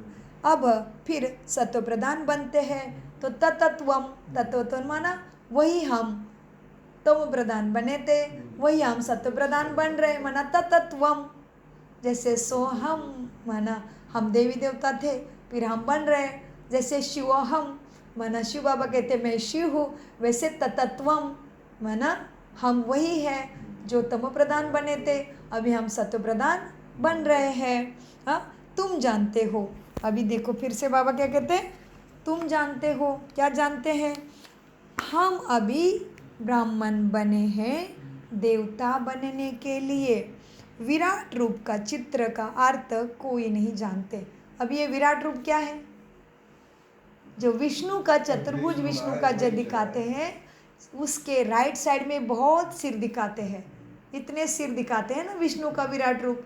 हाँ, अनेक हाथ भी दिखाते हैं और इधर भी अनेक उसको चेहरे लगा दिए हैं। राइट साइड में भी अनेक चेहरे, लेफ्ट साइड में भी अनेक चेहरे लगा दिए हैं। तो विष्णु का विराट रूप, तो बाबा उसका याद दिलाते हैं। अभी विष्णु का विराट रूप मतलब क्या हो गया? ये ब्रह्मा बाबा के 84 जन्मों की कहानी कैसा उतरती कला में चला गया वो है। हाँ, विष्णु का विराट रूप माना हमने लिए, देवी देवताओं ने लिए हुए 84 जन्म।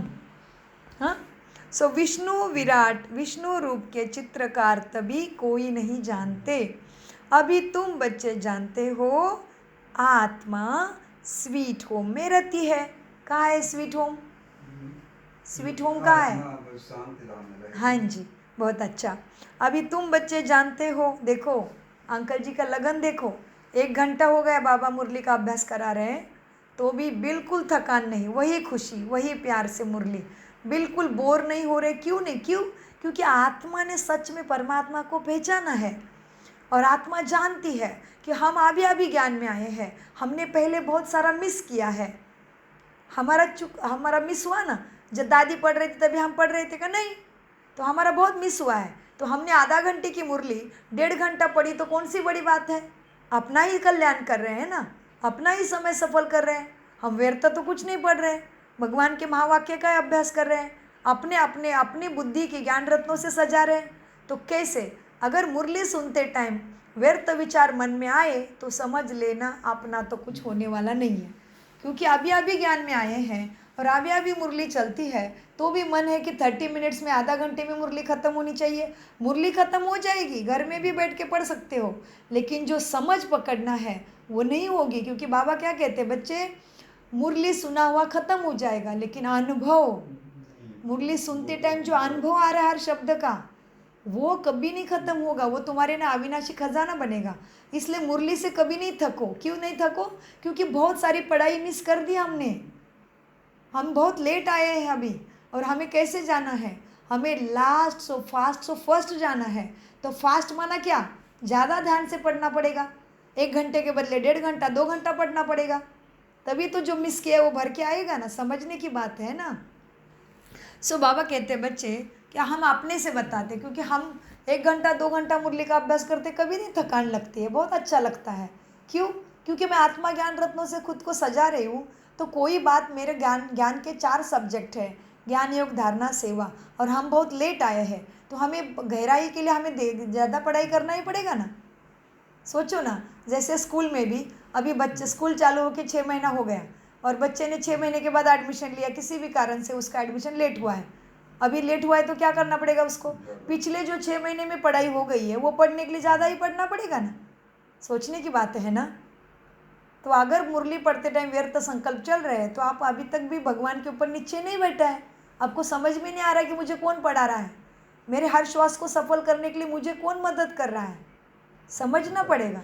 हाँ, तो ये अंकल जी ऐसे है, इतनी बड़ी उम्र है, मुरली कभी कभी 2 घंटा भी चलती विस्तार करते करते, समझाते, तब भी कभी नहीं थकेंगे, कभी बोर की शिकंज भी नहीं दिखेगी। ऐसा भी नहीं कि शुरू में बहुत लगन थी और मुरली पढ़ते पढ़ते थक गए, नहीं। और वैसे तो वास्तव में मनुष्य का मन केवल 40 मिनट 45 मिनट ही सुन सकता है, फिर भी अंकल जी इतना ध्यान से सुन रहे हैं, मतलब कितनी शक्ति है देखो उनके अंदर।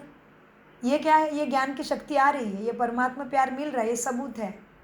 वैसे साइकोलॉजिकली स्कूल में जाओ 40 मिनट का ही क्लास रहता है, क्योंकि मनुष्य की बुद्धि उतनी ही सुन सकती है।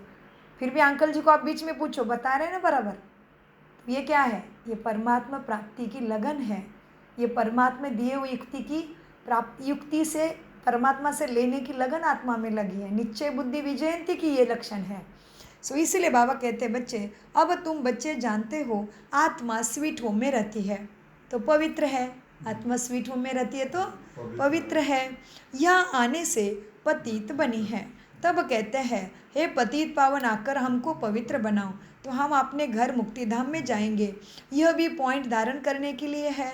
मनुष्य नहीं जानते मुक्ति जीवन मुक्ति धाम किसको कहा जाता है।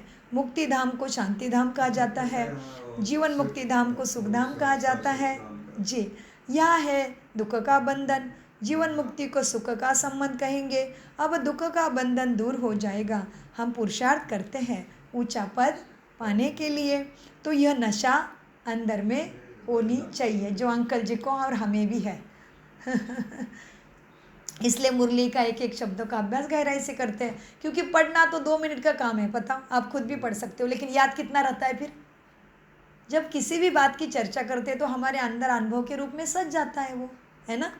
तो परमात्मा के प्रति, परमात्मा के ज्ञान के प्रति हमारा इतना विश्वास गहरा होता है, प्रेम जुड़ता है, तो फिर हम दैवी गुणों की धारणा कर पाते हैं।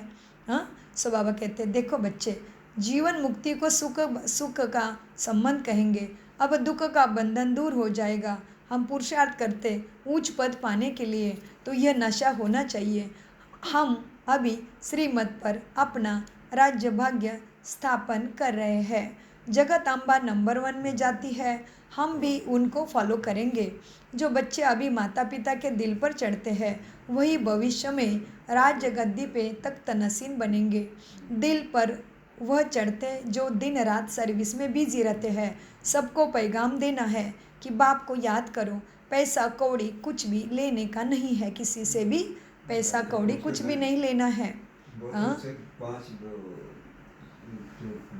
मतलब हाथ में डुबाते हैं, खुद को आत्मा समझ के उसको याद करना है। उसको मन बुद्धि चाहिए, केवल आपका मन बुद्धि चाहिए। हाँ, वो चाहिए उन्हें। सबको पैगाम देना है कि बाप को याद करो, पैसे कौड़ी कुछ भी लेने का नहीं है। वो समझते हैं यह राखी बांधने आती है तो रक्षाबंधन का प्रसंग है, जैसे तो पैसे मांगेगी, ऐसे समझते हैं। कहते 5 का जो मतलब तुम्हारे अंदर के 5 विकार हमें चाहिए और करने कुछ नहीं। हाँ जी, हाँ जी, जैसे रिवाज होता है ना दुनिया में, कुछ भी देते लेन देन का रिवाज है, वैसे हमारे इधर ब्रह्मा कुमारी में राखी बांधते हैं। हम सबको रक्षाबंधन का त्यौहार मनाते हैं, तो सबको लगता है ये राखी बांधने आ गई, मतलब इसको अभी पैसे कुछ देना पड़ेगा। तो बाबा कहते हैं नहीं, उनको बोलो हमें कुछ नहीं चाहिए, तुम्हारे अंदर की कमजोरी 5 विकारी हमें गिफ्ट के रूप में दे दो। कौन से 5 विकार है? काम, क्रोध, लोभ, मोह, अहंकार। तो बाबा कहते हैं बच्चे, वो समझते हैं ये राखी बांधने आती है, कुछ देना पड़ेगा। बोलो हमको कुछ चाहिए नहीं, सिर्फ 5 विकारों का दान दो। ये दान लेने लिए हम आए हैं, इसलिए पवित्रता की राखी हम बांधते हैं। बाप को याद करो, पवित्र बनो, तो ये देवता तुम बनेंगे। बाकी हम पैसा कुछ भी नहीं ले सकते हैं। हम वह ब्राह्मण नहीं है जो दुनिया के तथाकथित ब्राह्मण पूजा पाठ करते हैं, विधि विधान करते हैं और पैसा लेते हैं, दक्षिणा लेते हैं। हम वो ब्राह्मण नहीं है। सिर्फ 5 विकारों का दान हमें दे दो तो तुम्हारे ऊपर से दुख का ग्रहण छूट जाएगा। अभी कोई कला नहीं रही है, आत्मा में कलाहीन हो गई है। सब पर राहु का माना रावण का माया का ग्रहण लगा हुआ है। तुम ब्राह्मण हो ना, जहाँ भी जाओ बोलो दे दान तो छूटे ग्रहण, माना अपने अंदर के विकारों का काम, कमजोरी का दान दे दो। दे दान तो छूटे ग्रहण, पवित्र बनो, विकारों में कभी नहीं जाना। बाप को याद करेंगे तो विकर्म विनाश होंगे। तुम फूल बन जाएंगे, तुम ही फूल थे फिर कांटे बने हो। 84 जन्म लेते लेते गिरते ही आए हो, अब वापस परमधाम घर सबको जाना है। बाबा ने डायरेक्शन दिया है इन द्वारा। किनके द्वारा डायरेक्शन दिया? ब्रह्मा द्वारा। बाबा ने डायरेक्शन दिया है ब्रह्मा द्वारा। सो बाबा ने डायरेक्शन दिया है इन द्वारा। वह है ऊंचे ते ऊंचे भगवान, उनको शरीर नहीं है। अच्छा, ब्रह्मा विष्णु शंकर को शरीर है? तुम कहेंगे हाँ सूक्ष्म शरीर है। हाँ है, ब्रह्मा का हमने साक्षात्कार किया है, क्योंकि हम ज्ञान में 4 महीने के बाद 4 महीने हो गए थे हमें ज्ञान में आके। हमें ज्ञान कुछ भी नहीं समझ में आता था, क्योंकि जैसे ही मुरली सुनने लगती थी मेरी भगवत गीता के श्लोक्स, गणपति के श्लोक से ये सारे मुझे अच्छे लगते थे और मुझे लगता था उसका क्या, फिर उसका क्या अर्थ है। इतने भगवत गीता पढ़ी है, भागवत पढ़ा है, तुकाराम महाराज की अभंग पढ़े हैं, ज्ञानेश्वर महाराज जी का पढ़ा है, तो वो क्या है, फिर वही सत्य ऐसे लगता था। तो ज्ञान समझ में नहीं आता था, लेकिन दोस्तों का मान रखने के लिए जाते थे उनके साथ और फिर ज्ञान में मुरली सुनते सुनते ऐसे ही झूठ जाके बैठ जाते थे। लेकिन जाने का भी पुण्य निर्माण हुआ, मुरली समझ में आती नहीं थी, ध्यान से सुनते नहीं थे, लेकिन फिर भी दरबार में जाने के भी पुण्य मिला। तब भी 4 महीने ज्ञान में थे और ब्रह्मा बाबा का साक्षात्कार हमने अमृत वेले में 2:15 में लाइट का शरीर, साक्षात लाइट का शरीर देखा, जो अभी पांडव भवन मधुबन माउंट आबू में जो पांडव भवन का हॉल है ना, पांडव भवन जिसमें ब्रह्मा बाबा साकार मुरली पढ़ते थे, उसी में ब्रह्मा बाबा का खड़ा फोटो है, देखना बहुत बड़ा फोटो है, बाबा खड़े हैं उसमें हाथ बांध के। वही साक्षात्कार हमने लाइट का शरीर में किया, वही सेम फोटो था, सेम बाबा उसी रूप से खड़े थे। और बाबा ने मुझे कम से कम 6 सेकंड तो दृष्टि दी होगी, 5-6 सेकंड बाबा ने दृष्टि दी और वो लाइट ख़त्म हो गई। तभी हम कुछ भी नहीं जानते थे कि ये ब्रह्मा बाबा है, ये साक्षात्कार है, ये कुछ भी नहीं जानते थे। फिर आगे जाके धीरे धीरे पता चला कि मुझे जो दृष्टि दी थी वो साक्षात्कार था, वो ब्रह्मा बाबा था, वो फरिश्ता था, वो बाद में पता चला, तभी कुछ भी नहीं पता चला। लेकिन दूसरे दिन से जिस अमृत वेला में मुझे ब्रह्मा बाबा ने दृष्टि दी, उसे दूसरे दिन से मुरली की इतनी लगन लग गई, जो मुरली में सोहम का अर्थ आया तो हम झर रो रहे थे, आनंद के अश्रु आ रहे थे कि मेरे गुरु ने जो मुझे गान मंत्र दिया था सोहम, उसका संपूर्ण अर्थ उस मुरली में आया। और मेरे मन में क्या घालमेल होती थी, कैसे अमृत वेले में उठने के बाद भी गुरु की माला जप करती थी, वो बाबा को सब पता चला, मुरली में सब आया। तभी मुझे पता चला, ओहो बाबा, ये कितनी प्रचंड शक्ति है, क्योंकि मेरे मन का कैसे उसको पता चला, ये तो परमात्मा के सिवाय कोई जान ही नहीं सकता हमारे मन के अंदर के भाव को। हाँ, इसलिए कहते हैं ना, भगवान भाव का भूखा है। तो हमारे अंदर क्या भावना निर्माण होती, क्या भाव है, उसको पता चल जाते हैं। लेकिन इसका दूसरा गलत अर्थ नहीं लेना, इसका सही अर्थ समझने के लिए सहज राजयोगा मेडिटेशन और मुरली ही मदद करेगी। तो इस तरह से बाबा कहते हैं, बच्चे क्या है, बाबा ने डायरेक्शन दिया है ब्रह्मा द्वारा, वो है ऊंचे ऊंचे भगवान, उनको शरीर नहीं है। अच्छा, ब्रह्मा विष्णु शंकर को शरीर है क्या? तुम कहेंगे हाँ, उनका सूक्ष्म शरीर है। सूक्ष्म माना लाइट का शरीर, लाइट, देवदूत फरिश्ता कहते हैं ना, उनको लाइट का शरीर है उनका। सूक्ष्म शरीर माना लाइट का शरीर, हाँ सूक्ष्म शरीर है, परंतु वो मनुष्य सृष्टि तो नहीं है, सूक्ष्म वतन मनुष्य सृष्टि तो नहीं है। खेल सारा यहाँ है, सूक्ष्म वतन में नाटक कैसे चलेगा? वैसे मूल वतन में भी सूर्य चांद ही नहीं तो नाटक भी कहाँ का होगा। यह बहुत बड़ा मांडवा है, पुनर्जन्म भी यहाँ होता है, सूक्ष्म वतन में नहीं होता। अभी तुम्हारी बुद्धि में सारा भेद का खेल है, अभी पता पड़ा है हम जो देवी देवता थे, सो फिर वे कैसे वाम मार्ग में आते हैं। वाम मार्ग विकारी मार्ग को कहा जाता है। आधा कल्प हम पवित्र थे, हमारा ही हार और जीत का खेल है। भारत अविनाशी खंड है, यह कभी विनाश होता नहीं है। आदि सनातन देवी देवता धर्म था तो और कोई धर्म नहीं था। तुम्हारी इन बातों को मानेंगे वह जिन्होंने कल्प पहले माना होगा। 5000 वर्ष से पुरानी चीज़ कोई होती नहीं। सतयुग में फिर तुम पहले जाकर अपने महल बनाएंगे। ऐसे नहीं कि सोने की द्वारका कोई समुद्र के नीचे से निकलेगी, ऐसे नहीं दिखलाते हैं। सागर से देवताएं रत्न की थालियां भरकर देते हैं। वास्तव में ज्ञान सागर बाप है जो तुम बच्चों को ज्ञान रत्नों की थालियां भरकर दे रहे हैं, अभी दे रहे हैं। जो भी युद्ध दिखाया, समुद्र मंथन दिखाया, उसमें से प्रतीकात्मक लेना है, उसमें से शिक्षा क्या है वो लेना है, मोरल लेना है। तो जो बाबा कहते वास्तव में ज्ञान सागर बाप है जो तुम बच्चों को ज्ञान रत्नों की थालियां भर कर देते हैं, दिखाते हैं। शंकर ने पार्वती को कथा सुनाई, ज्ञान रत्नों से झोली भरी। शंकर के लिए भी कहते हैं भांग धतूरा पीता था, फिर उनके आगे जाकर कहते हैं झोली भर दो। अगर वो भांग धतूरा पीता है तो उसको तुम क्या मांग रहे हो? इसका मतलब तुम अर्थ नहीं जान रहे हो। हर चीज़ का प्रतीकात्मक बोधात्मक मोरल, उसका अंदर से मोरल लेना है। हाँ, जैसे मोरल स्टोरी होती है ना, वैसे ही देवी देवता की पूजा पाठ से उनकी जो विधि विधान है, उनका जो शरीर है, उनके अंग संग में जैसे अस्त्र शस्त्र दिए, उसमें से हमें मोरल लेना था और वो मोरल हमने नहीं लिया, इसलिए हम बहुत दुख के भागीदारी बने, हमारी दुनिया दुख धाम कलयुग बन गया। सो अभी सुख धाम परमात्मा सदगति का ज्ञान दे के हमें सिखा रहे हैं कि तुम्हें कैसे करना है, क्या करना है इस दुख धाम से पार होने के लिए। सो बाबा कहते हैं बच्चे कितना क्या क्या लिख के रखा है। शंकर के लिए लिखते हैं, कहते हैं भांग धतूरा पीता था। अच्छा, बाबा कहते हैं वो भांग धतूरा पीने वाला माना वो क्या लायक होगा, तुम्हें सुख देगा? एक तरफ उसको कहते हैं भांग धतूरा पीता है, दूसरी तरफ उसको कहते हैं हमारी सुख से झोली भर दो, कैसे होगा? हाँ, शंकर के लिए कहते हैं भांग धतूरा पीता था, फिर उनके आगे जाकर कहते हैं झोली भर दो हमारी सुखों से, अब हमको धन दो। तो देखो शंकर की कितनी निंदा भी कर दी और एक दूसरे तरफ उसको मांगते भी है, मतलब अर्थ नहीं समझ रहे कैसे क्या देना। शंकर माना हमारी ही तपस्वी अवस्था है।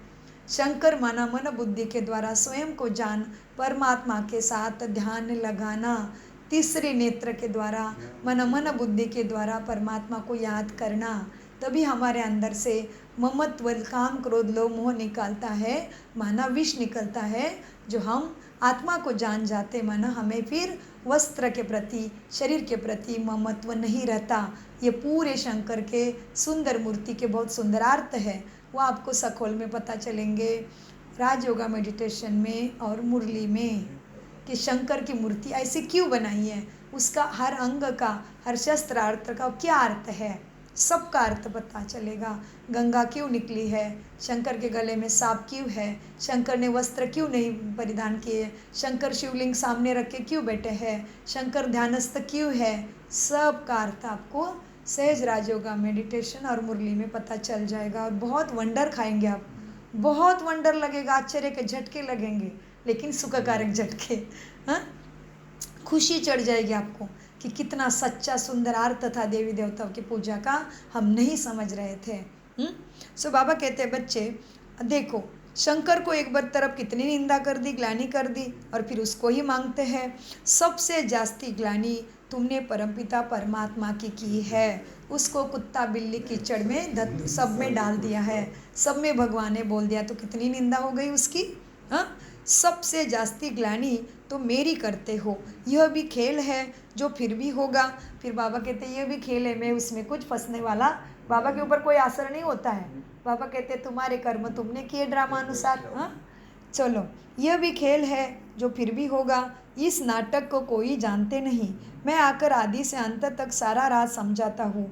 यह भी जानते हो ऊँचे ते ऊँचे बाप है, विष्णु से ब्रह्मा, ब्रह्मा से विष्णु कैसे बनते हैं, यह कोई समझ ना सके।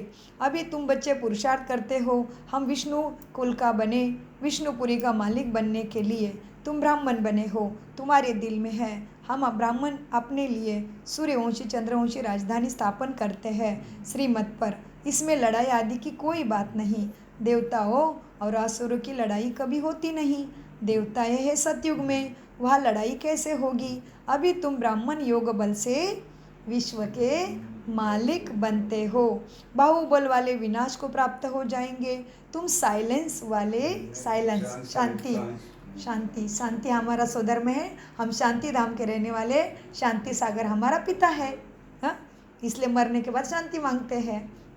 सो बाबा कितनी बड़ी बात कह रहे, देखो तुम साइलेंस बल, शांत स्वरूप ज्ञान में चलने वाले, परमात्मा की शिक्षा पे चलने वाले, तुम साइलेंस बल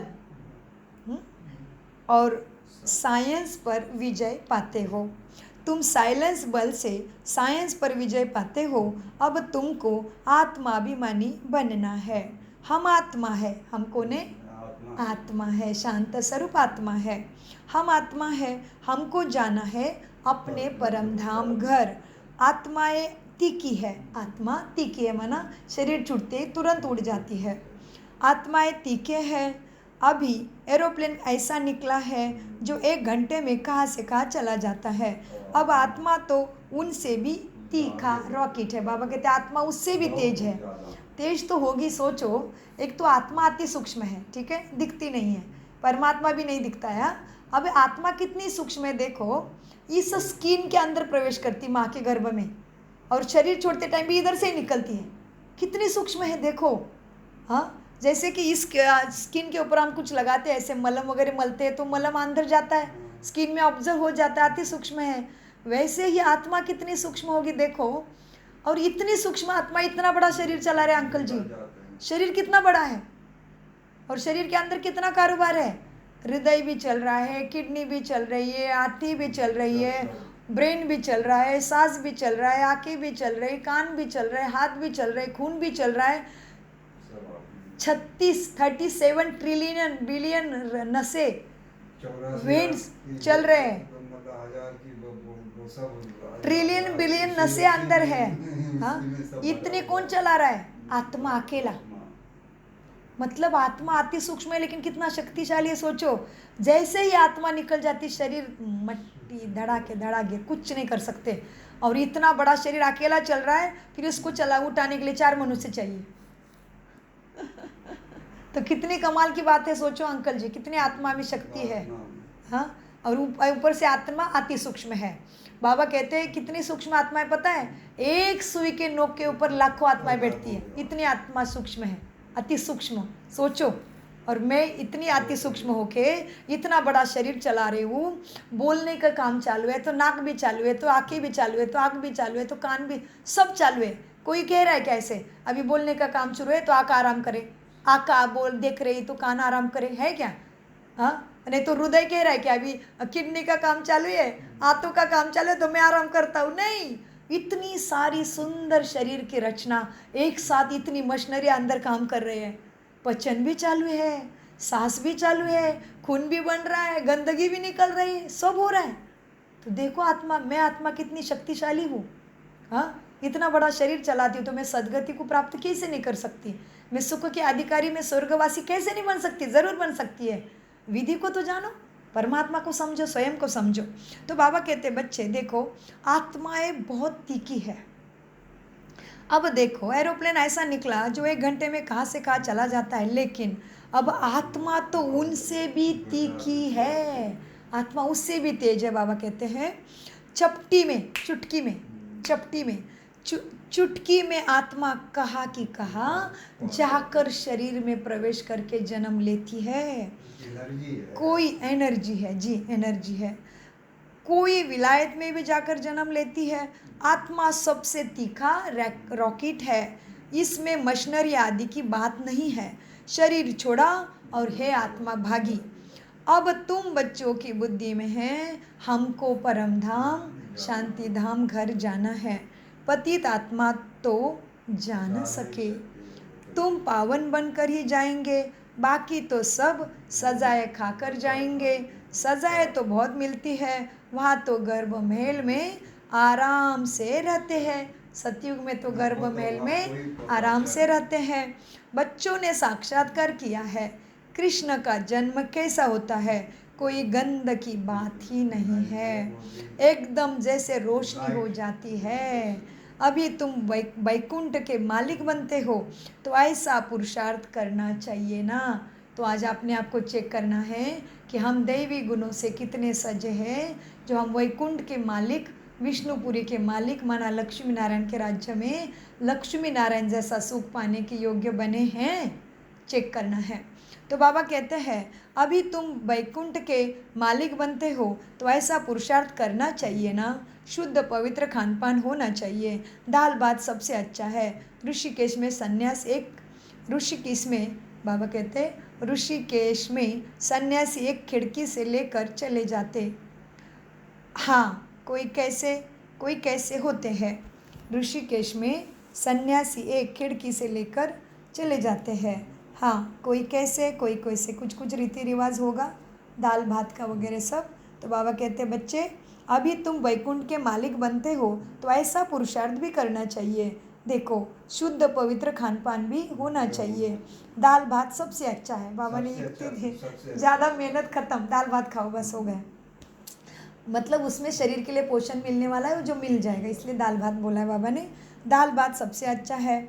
ऋषिकेश में सन्यासी एक खिड़की से लेकर चले जाते हैं। हाँ, कोई कैसे होते हैं। अच्छा, मीठे मीठे सिकिलदे बच्चों प्रति माता पिता बाप दादा का याद प्यार और गुड मॉर्निंग। रूहानी बाप की रूहानी बच्चों को नमस्ते।